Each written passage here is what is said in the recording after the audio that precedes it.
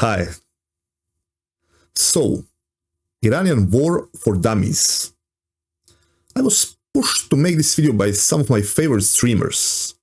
Guys I generally agree with in almost everything, being misogynist alt-right extremists as we are, which basically means pretty normal and chill guys, who in this case have unusually stupid and uninformed takes.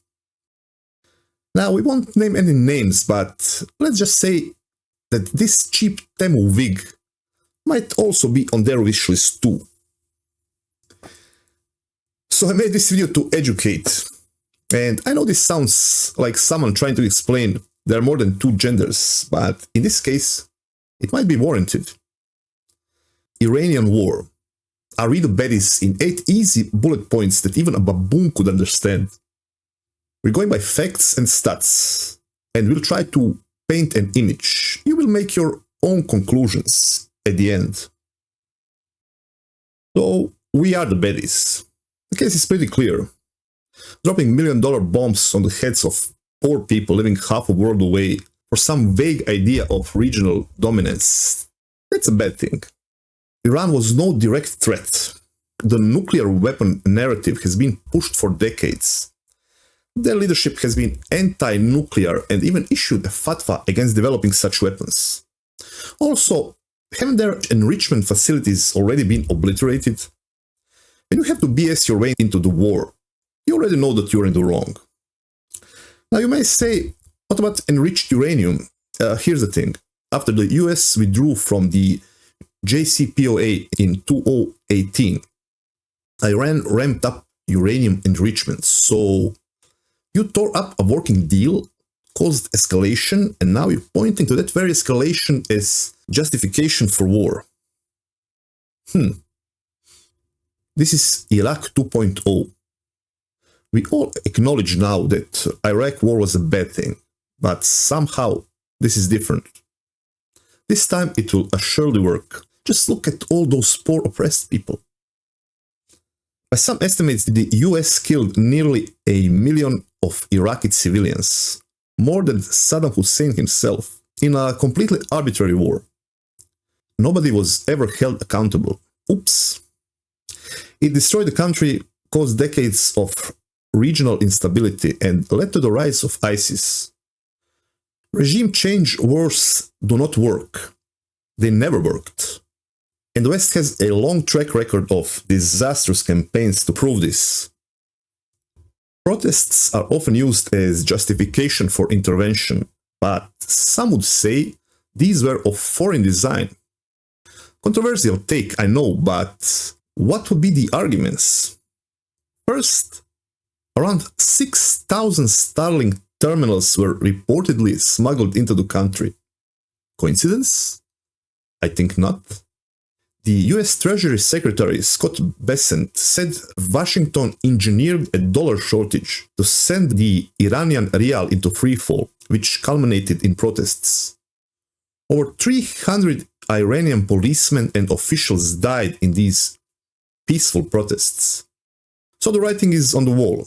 And this is modus operandi. It's how they do stuff. Similar thing happened in Ukraine, in multiple color revolutions across the globe, inciting a revolt, pushing the media narrative, using it as a cause for intervention. It's the oldest trick in the book. Why attack on Gulf states? Because they are almost US vassals. They indirectly support the US, allowing their bases and infrastructure to be used in this war, while also acting as key economic hubs for elite money flows and shady business. By targeting them, Iran challenges the regional model of Pax Americana. It exposes the US as selectively protecting certain allies, while neglecting others who contribute massively through military contracts and lobbying. The Gulf states aren't democracies. They are fragile, family-run dictatorships that survive through US backing and regional stability. Remove that, and the region could come out of this war looking completely different. That is what Iran is pushing for. I would say it's a smart move, as opposed to no plan, no brain. This is unwinnable. It's a war you can't win. Iran is huge, polarized and united. Their infrastructure is spread out, hardened and dug in deep. They have regional networks and subcells that will keep operating no matter what happens. Drone production is cheap, disruption of shipping lanes, harassment of Gulf economies, threatening Hormuz. They can do all this indefinitely with minimal military investments. They do not need to win. All they need is not to lose. And if the Strait of Hormuz traffic gets seriously disrupted, which it very well might, we're talking global consequences. Oil shock, economic collapse, and possible global-scale recession. All of that, and for what? For replacing the Ayatollah with his radicalized and angry son, whose family you just blew up. Good job!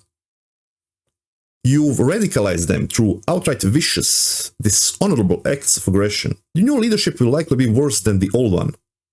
How can you negotiate the side that cynically murders your leaders and religious figures with their families in the midst of peace negotiations?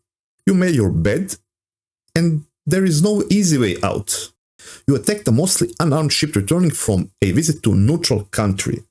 Even if you justify the sinking of an enemy asset, leaving soldiers to drown was just vile. Maritime law says if there is no immediate threat, you are obliged to help. Even Germans in World War II followed that rule most of the time, and we have prosecuted them when they didn't. By the way, we also prosecuted Germany for war of aggression, which pretty much this is. This is not the company you want to be in. Now you can say Iranian regime is bad. I might even agree, but it's still their problem. If they can't win their own freedom, nobody is going to give it to them. If you think that people like Trump or Bibi are going to bring peace and prosperity to Iran, you have not been paying attention. We've seen this over and over again. Afghanistan, Syria, Libya, Iraq, debatably even Ukraine. US interventionism leaves behind only scorched earth and piles of corpses. The goal here is regional dominance and removal of opponents they deem a threat. Now you may say we're fighting terrorists, but the definition of terrorism depends on winning side. Norm Macdonald once says here in the history books that luckily the good guys have won every time. What are the odds? When German tourists used to visit us after the war, they called Partisan Street Banditenstrasse. So yeah, Hamas is pretty nasty, but being born in an open-air prison tends to radicalize people. You could say the definition of terrorism is the murdering of civilians, but if so, numbers again don't work in your odds. And math, as we know, doesn't care about feelings. Even the monkeys in the zoo can tell what's unfair. I often said the hypocrisy of the West will be its downfall. That is all, guys. Thank you, and be seeing you.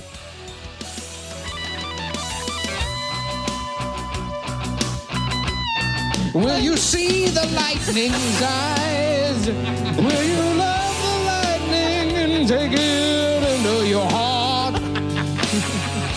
When the lightning strikes